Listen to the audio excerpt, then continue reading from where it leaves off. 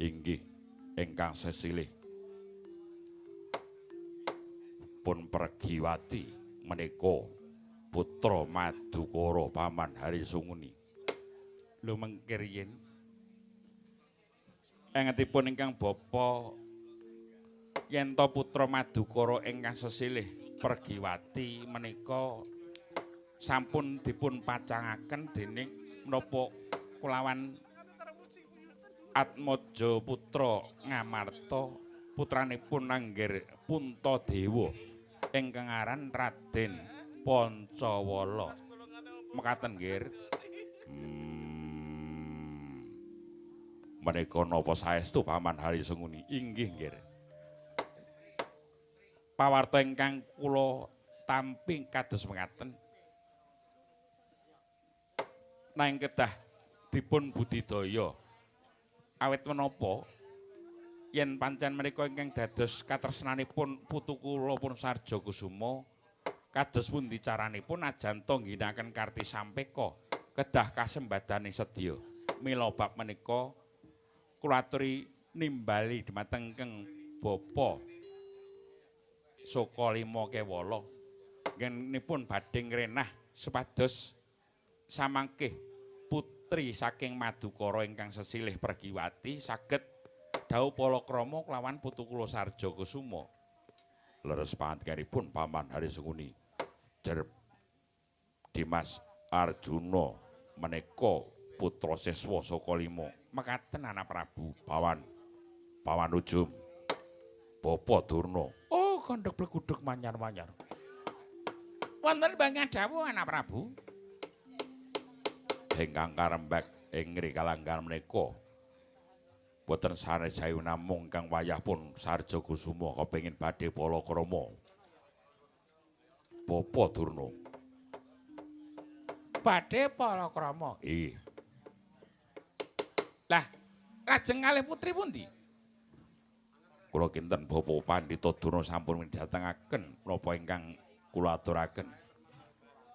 Sarja Kusuma kepengin badhe palakrama kelawan putranipun Dimas Arjuna ing Madukara. Putri Madukara ingkang sesilih pun Pergiwati. Mongko miturut saking pangandikanipun Paman Harisunguni, Pergiwati putri saking Madukara menika sampun dipun pacangaken kelawan putra Ngamarta pun Pancawala pawan. Monggo Kakang Durna kula aturi menggalihaken Karti Sampeka ingkang kados pundi nggenipun saged budidaya kasembadaning sedya putu kula Sarja Kusuma dawuh kelawan pun Pergiwati. Dasaripun Janaka menika putra siswa sampeyan. Bleguduk manyar-manyar. Niki rembug penting mboten nah blegudak-bleguduk. Saged napa mboten? Nek saged menika ingkang dipun angkah dening anak Prabu Sudana dene mboten saged Kakang Durna budidaya leren lidadi nujum Kurawa. Lah, ra tenan. Urung-urung wis arek nglereni wong arep nyambut gawe ra. Sagah. Nggih, sagah. Ampun semelang. Tumrap Pandhita Durna mboten wonten ingkang angel. Tegesipun gampil. Oh, ngaten. Nggih. Ger, anak Prabu Sudana. Kados pundi Bapa Durna? Samangke ke Bapa piyambak badhe budidaya. Ngrembak ngenani babagan menika nglawan pun Arjuna. Awit Janaka menika ugi putra siswa Sokalima, anak murid kula. Tartantu namung badhe manut miturut kang dawuh prentahing guru. Samangke kula ingkang badhe ngrenah supados pernah tegesipun nggenipun wonten rembak lawan Angger Puntadewa Ngamarta kedah dipun wurungaken samangke supados Pergiwati putri saking Madukara menika tresna dumateng putu kula Sarja Kusuma. Mangke Sarja Kusuma badhe kula ulang langkung rumiyin badhe kula wirid langkung rumiyin ngenani babagan amikat putri ngoten. Badhe kula paringi aji Asmara Senggama. Asmara Nggomo, Asmara Senggama. Lah niku kangge mikat putri. Yen Kakang Durna sampun cetha terwaca sagah menika kula namung sumarah dhumateng Kakang Durna. Ingkang mayah saged palakrama mugi saking Paman Durna mboten mugi saking Kakang Durna. Nggih, ampun semelang, Depate. Menawi ngaten, benjang ngentos menapa dinten menika ugi Bapa Pandhita Durna kula pitaya merpeki kasatriyan Madukara ngrembak kenane babagan menika Bapa Durna. Sigra bala kang tumingal prancampa samya ngetali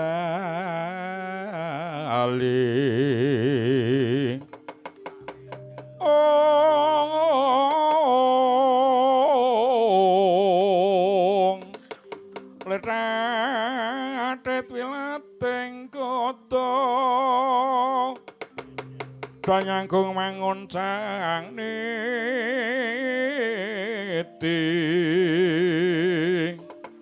benjang risang aji mijil adinyo ngetali wuwus terus rasura wilaga kaya buta sing ngawargil pasti jangga dedanyo mangambak boyo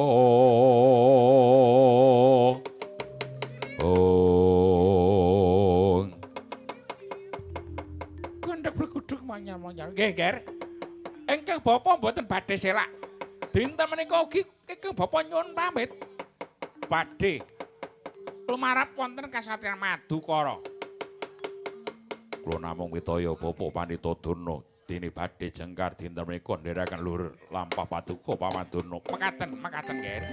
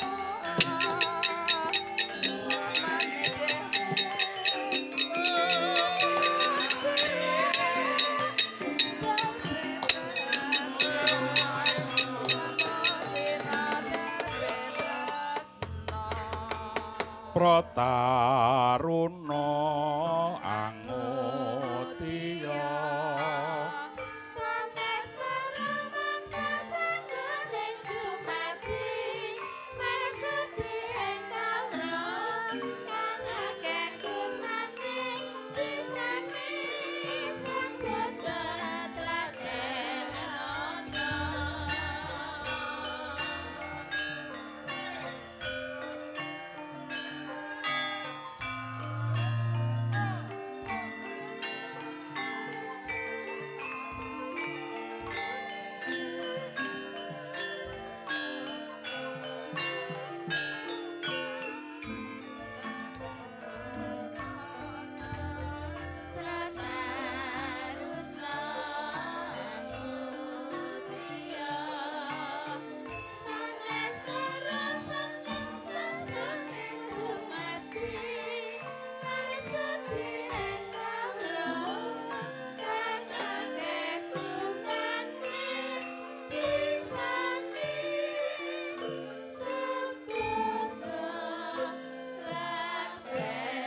Amanarya nuwun wonten timbangan dawuh anak Prabu lega jroning manah kula paman inggawe saking Bapa Pandhita Dono ingkang sampun sagah ambudidaya ngrenah ngenani dauping pun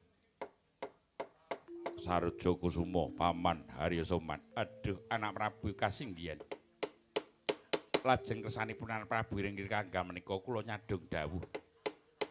Paman sunguni ngampun ngantos kendhating kaprayitnan monggo kula aturi medal Jawi bidalken Sang Hyang Suta Kurawa. Ngiring lampahipun Sarja Kusuma nggiripun badhe nambus lan ngakrami. Awit saking kapitadosan kula dhumateng Bapa Dono menika mangke cetha saged kasembadan inggih kersa paduka anak Prabu kados mengaten Kang Bapa mboten badhe swala. Kang Bapa nyuwun pamit madal pasilan anak Prabu. Ingkang atos-atos lampah paduka Paman Harya Soman Dimas Kartomarma nuwun wonten pangadawu. Metu njaba perdandanan budal Kang Purwadya ingsun bakal kundur kraton. Inggih ngestaken dawuh. Titipun pangandikan engko Prabu keparing ngrayun pamit madal pasilan. Kaya Surana dawuh maneh Dimas Kartomarma. Kocapo wis paripurna. Sabdaning Sri Nalendra ngastina nenggi Sang Prabu Sudana nyata nglenggahi sabda Brahmana Raja. Pangandikaning Brahmana yekti tan kena wala-wali. Pangandikan Nalendra warataning para kawula sak negari Sri Nalendra saka ndur Datulaya ginarbek sangyaning para Panceti. Yen Cirandra saka Mandra negara Ngastina kadya dene kablah baing toya bena.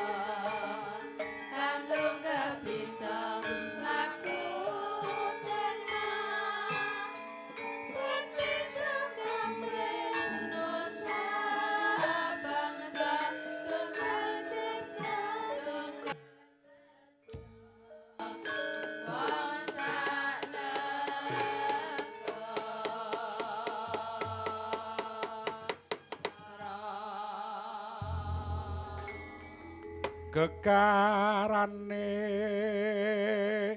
wong krami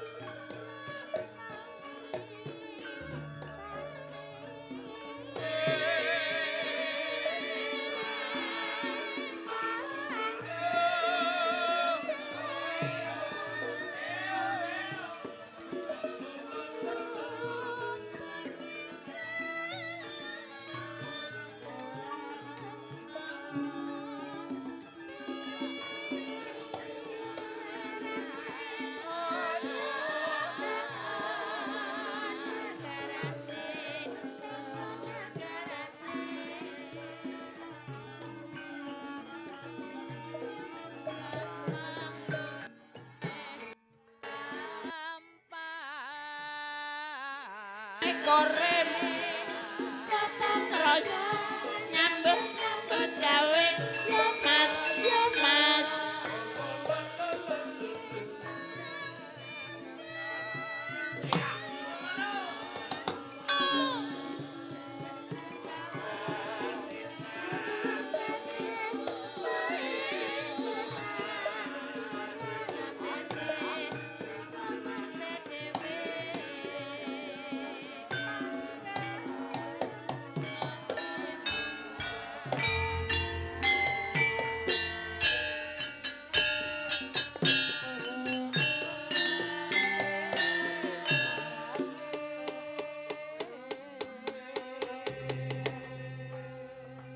maju ana piye Pak aku ro kowe iki sowan ya sadurunge akeh nggone matur aku luk salam assalamualaikum warahmatullahi wabarakatuh. Waalaikumsalam warahmatullahi wabarakatuh. Aku ro kowe metu iki mau aku terus nembang Asmarandana. Oh iya pelok. Heeh iki diwalik dadi slendro mbok menawa bakal diterusake dening Wiraswara utawa Swarawati. Ha iya coba slendrone kaya ngapa? Larase kepenak. Heeh.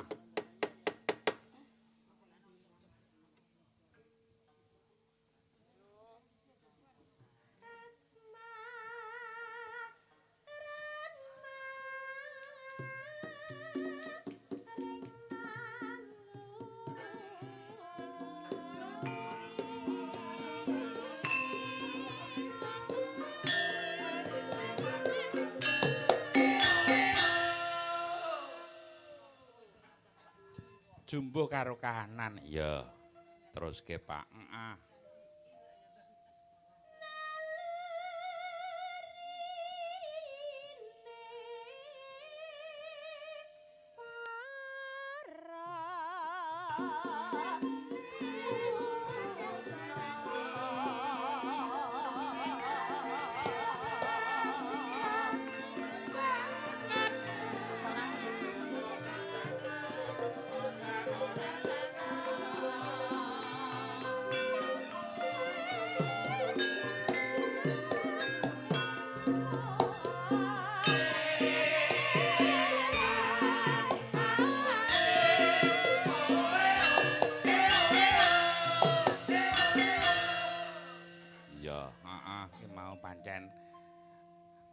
Sing kaping pindho dijengglengke ya dijembengke heeh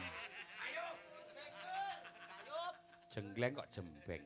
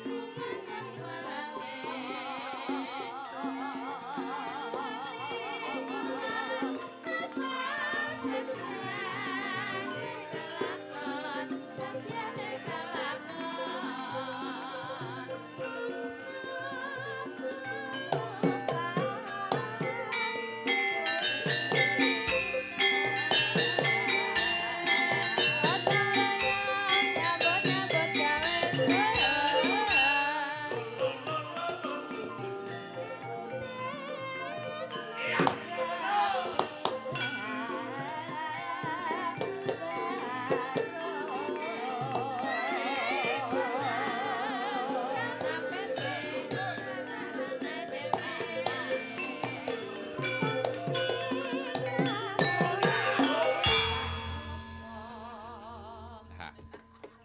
Ya suwuke ah yuki. Ayo ora apa-apa iki pancen kompak. Iya. Asmarandana, heeh. Sing kawitan mau pelok iki dibalik slendro suwuke iye. Ya. Hah. Matur Mbah nuwun. Awit saking ing Rikalangga menika wonten pepanggihan agung. Wonten dalemipun Bapak Kasito Hadi Pranata menika Simbah Dalang. Oh, heeh. Iki wigatine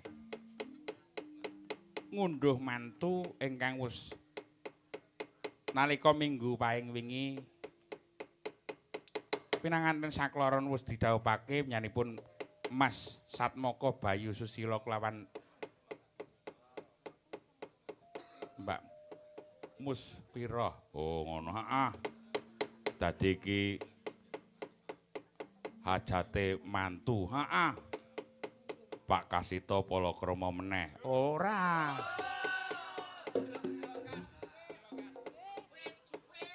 Mbah Kasito kuwi malakramake putrane. Oh, dadi putrane malakramake Mbah Kasito. Piye ta ki?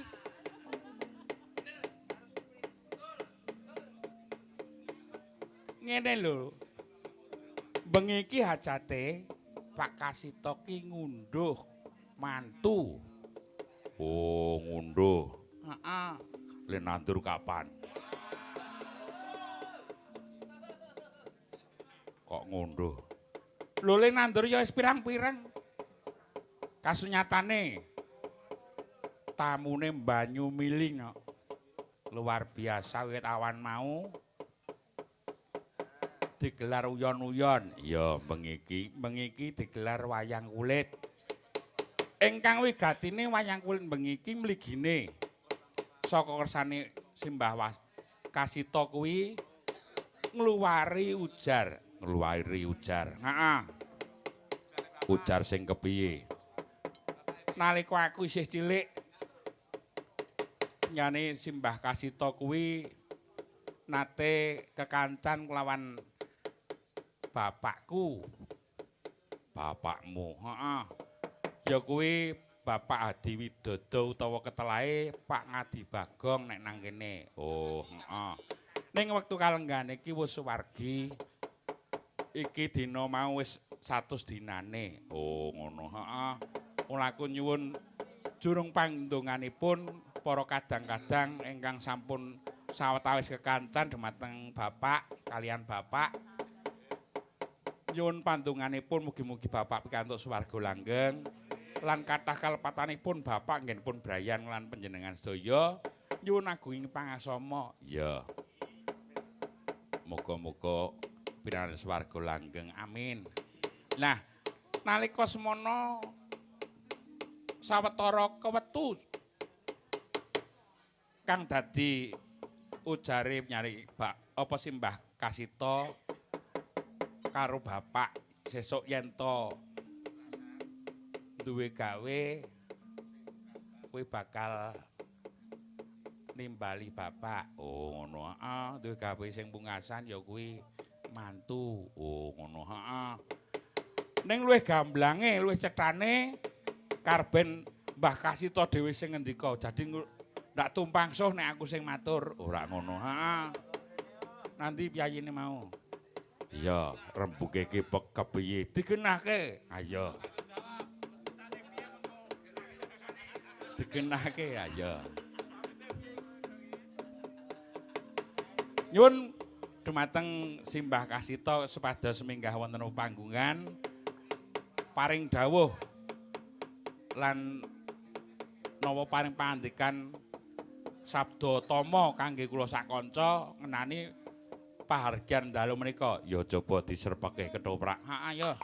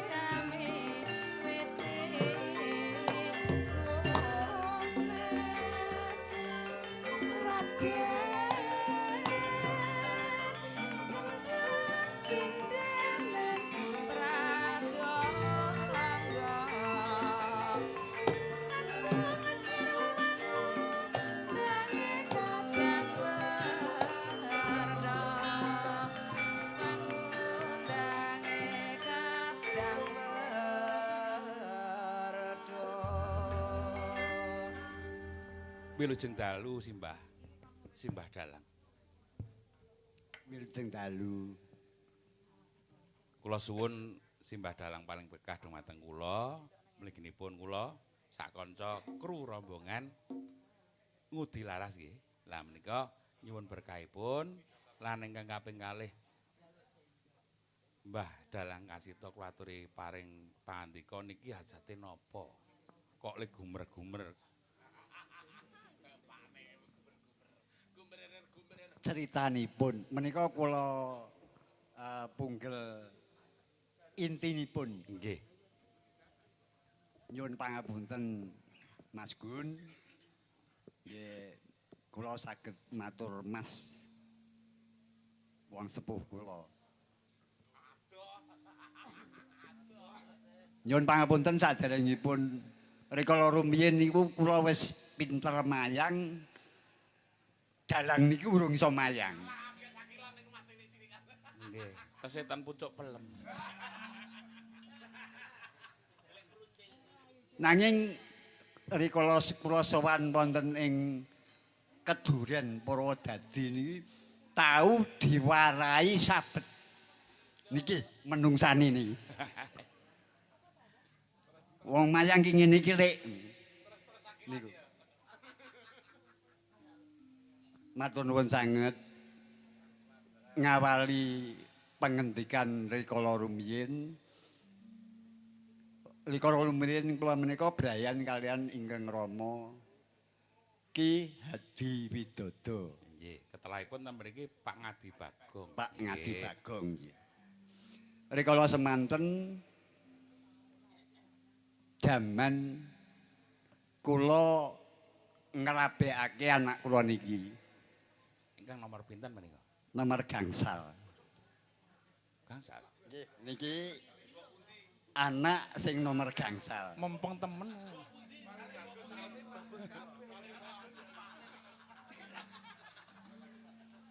Nggih, lajeng ceritane pripun? Critanipun ngaten. Rikala semanten pas wonten pilihan presiden.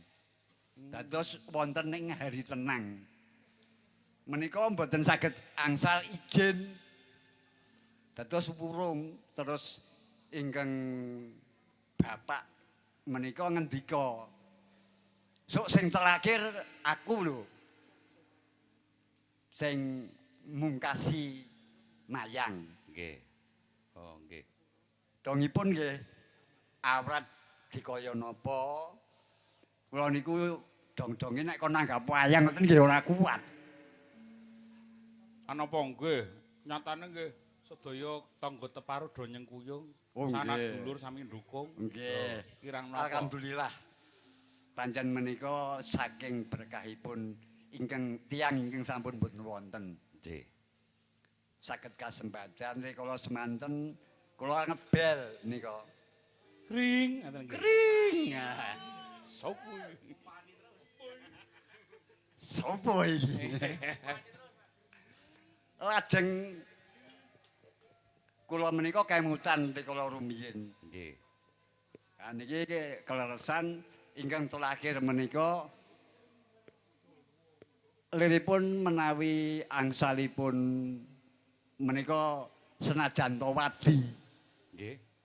ning kelebet pangunek-unek supados anggen kula gadah unek-unek kalian tiyang ingkang sampun boten wonten menika saged luar.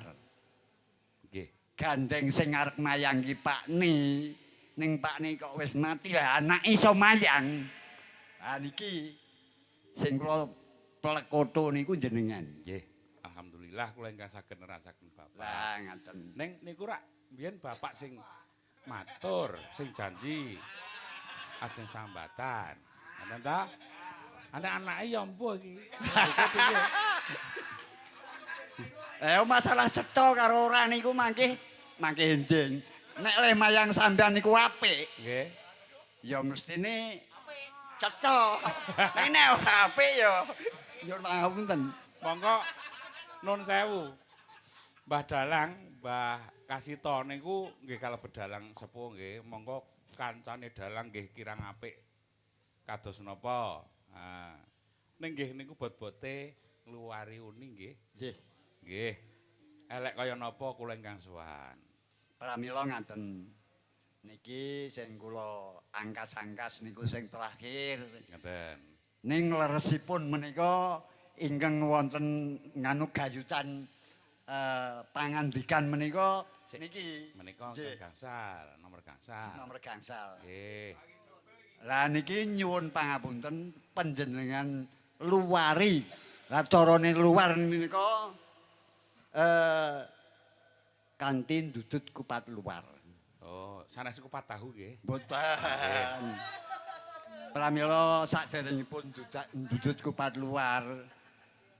Nek cara wong Jawa menggah kula menika ana japani. Nggih.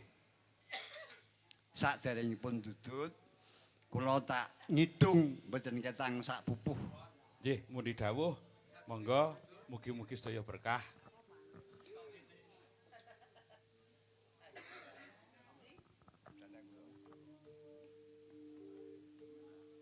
Ana kidung rumeksa ing wengi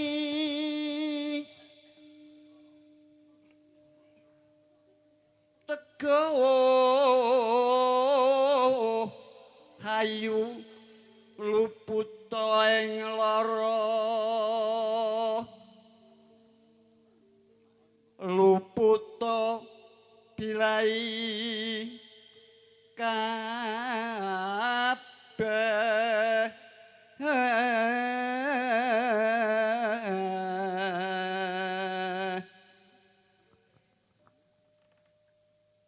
jen setan datan purun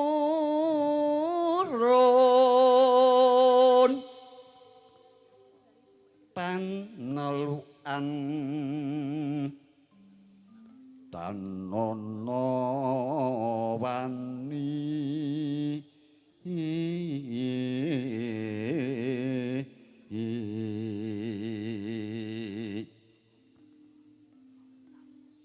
geni atemahan tirta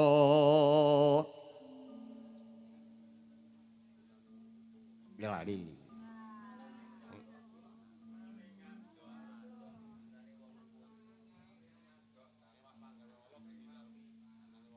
sarwa panggawe Allah gunane wong luput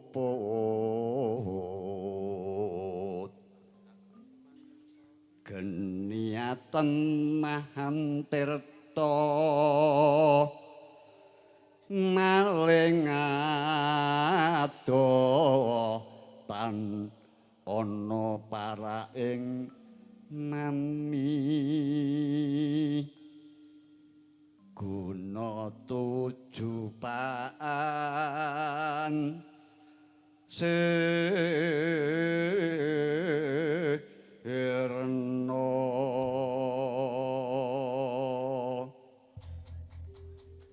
Matur mbah nuwun awit berkahipun kanthi donga tulak balak dandang kula. Monggo menika dipun wiwiti nyendal kupat luar nggih, Mbah. Oh nggih. Niki jenengan sing bongkot, Nggih. kula sing pucuk. Kula kanthi putra kalih. Ayo. Allahu Akbar.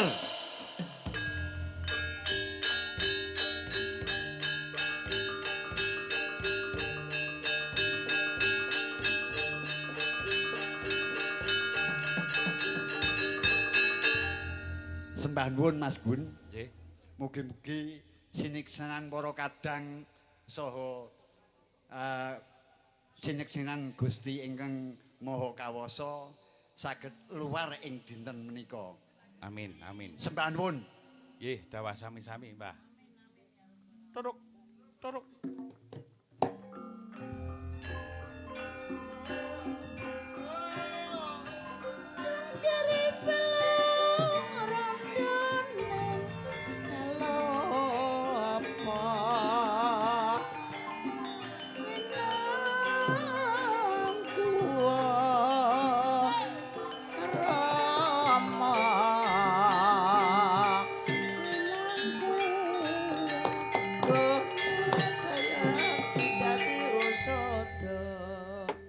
Dadi kaya ngono kuwi mau mungguh critane anggone Brayan nyani sembah kasita karo bapak. Oh, ngono ya. Heeh. Dadi wis ra ana balung rine nggone Brayan mau satemah ana uni sing wis kalenggan iki wis diluwari. Ya, muga-muga Gusti Allah ngijabahi ingkang nedeng dipalakramakke uga pinaringan karahayon dadi keluarga sing sakinah mawaddah warahmah. Amin. Ya. Rasah kakan gunung sing tanpa guna ya iki aku karo kowe wayangan klasik ya nganggo drum wae ora ya. Sing penting gendhange cetha tur kabeh iki krawitan ngudi budaya ngono, heeh. Ya. Ya iki kandeng Mbah Kasita kuwi ya seniman dalang mula kancane pirang-pirang. Ya. Iki sing sowan angkatan sepuh. Oh, ngono, heeh. Dadi najan to sepuh ning semangate luar biasa. Pokoke sempak. Sempak ya semangat tur kompak ngono lho. Oh, tarane nek. Heeh. Matur mbah nuwun wah tenan. Iki kabeh pengrawit sepuh-sepuh iki mbiyen ya wis tau kekancan karo bapak. Ya, matur mbah nuwun. Heeh. Iki sing nyambung pakaryane bapak nggih kula, mula kula nyuwun nderek dituntun, nderek diwarai. Upamane ana sing luput ya kula nyuwun panyarwi supados mbangun nggen kula makarya, nggen kula ngudi kalih babagan pakeliran. Ya. Pokoke melu ndedonga muga-muga kabeh bisa ayem tentrem bagya mulya. Heeh. Ya iki ana dawuh apa? Saking Bapak Darman nyuwun podang kuning lan kutut manggung. Matur mbah nuwun. Ya. Paring bebungah rokok jarum super. Weh, iki senengane sing ngendang iki. Men mengko konehke sing ngendang. Ya. Merga sing ngendang ki senengane jarum super sebab kuwi jarang di rumah suka pergi. Jarum super. Heeh. Jarang di rumah suka pergi. Pergi nyambut gawe. Oh iya. Heeh. Ya. nek sing ngrebab kuwi Ji Samsu mau pesene. Oh, ngono, heeh. Jiwaku sampai surga. Weh. Dadi ki seneng ibadah. Heeh. Iya. Matur Mbah nuwun. Wah, jan anak sing nylentem kuwi minak jinggo. Minak jinggo miring penak jengking ya tonjo. Ya ora apa-apa. Yo, iki ana waranggana Jirul Patmonem saka kene aku supaya nambahi siji dadine 7. Oh, ngono ha. Ya.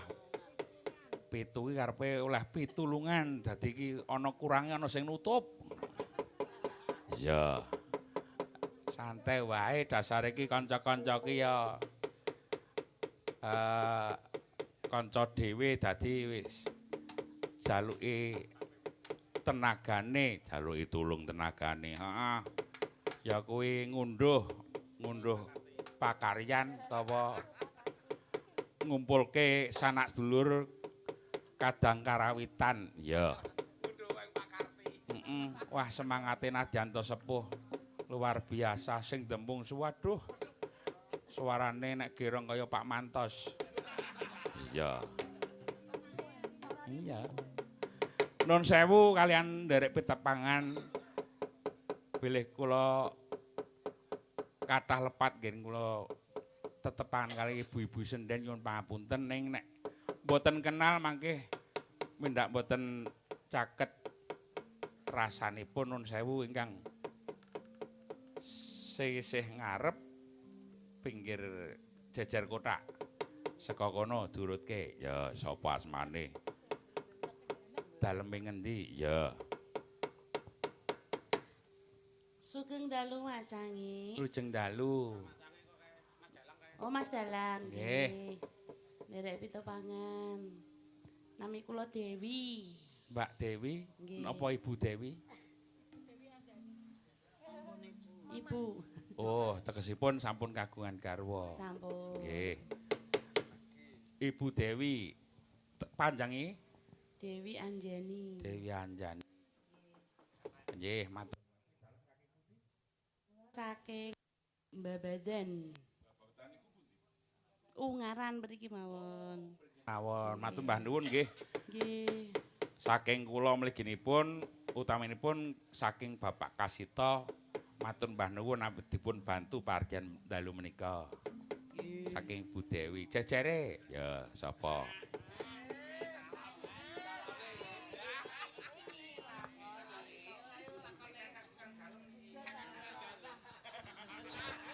Kok rada meling-meling. Kowe iki ya ngemat-matke. Injih nderek tetepangan bocange. Nggih. Nami kula Sumini ngoten mawon. Oh, Bu Sumini. Injih. Saking Purwodadi Grobogan. Saking Purwodadi Grobogan. Wah, tebih nggih. Injih. Matur Mbah nuwun awit Pak Kasito menika pancen kancane pirang-pirang tur adoh-adoh. Iya. Injih bocange nderek latihan nggih. Nggih, sesarengan kula nggih nderek gladen. Matur nuwun Bu Mini. Iya. Injih. Sami-sami. Ah. Terus jejere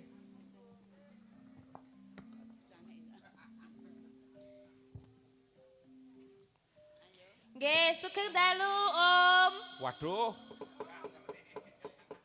Suarane kaya bledek. Ayo Karang ya isih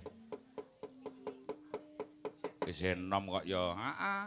Matur nuwun sugeng dalu. Nggih, wilujeng dalu. Heeh. Asma sinten? Dalemipun pundi? Derek tepang Gladiwana nami kula Krisna. Krisna. Nggih. Ireng nggih sampean. Napane? Nek Krisna kira ireng. Lah nggih napane? Ya seperangan mesti ana sing rambute. Malah dicenakke. Mbak Krisna. Nggih. Dalemipun? Kula saking Sragen. Weh, adoh. Lah kok tebih sangat? Nggih. Lah ditelepon kalih Pak Sukar. Tiket mriki ngoten. Oh, Pak Sukar sing telepon. Ayo. Oke. Kok duwe sinden saka Sragen barang Pak Sukar? Komplit kok ya. Heeh. Ya. Asmane mau Mbak sinten? Krisna. Mbak Krisna, matur Nggih. Mbah nuwun. Statusnya? Status ingkang pundi? Loh, maksudnya iki ten KTP niku. Nek teng KTP niku kula tasih lajang. Oh. Jomblo niku kula. Oh. Tasih sekolah. STSI. STSI. Nggih. Waduh. Matur nuwun muga-muga le sekolah pinter sukses. Jenengan ngertos napa STSI niku? STSI kira sekolahan seni ki ta? Sanes. Lah apa ta? Sinau tanpa sekolah iso. Sinau tanpa sekolah iso meteng kuwi paling. Wah, iki ora genah. Waton nyelkop. Ning kuwi tegese otodidak ngoten niku nggih. Nggih. Ah, niku padha kalih kula. Kula ya otomatis. Ayo. Matur nuwun Mbak Krisna, tebih-tebih saking Sragen ngrawuhi wonten parjanipun Bapak Kasito. Ya. Terus jajare Nggih ngaturaken sugeng dalu, nggih wilujeng dalu. nderek tepang. Nderek tepang Nami nggih. kula Kaesi Wulan. Kaesi Wulan. Kaesi Wulan. Nggih. Oh, nggih. Panjenengan le bagekke kula sugeng dalu. Mula kula le wangsulan ya Pripun? lujeng dalu. Mergo sugeng niku sing duwe wong wedok, nek lujeng Oh, niku sing duwe ngoten. wong lanang. Lah. Nek Pripun lujeng niku? niku sing duwe aku, mergo alune ten ngajeng, lujeng, alu ten ngajeng. Lah nek sugeng iki sing duwe sing wedok. Nah, iya. Pripun niku? Sugeng ki genah ageng.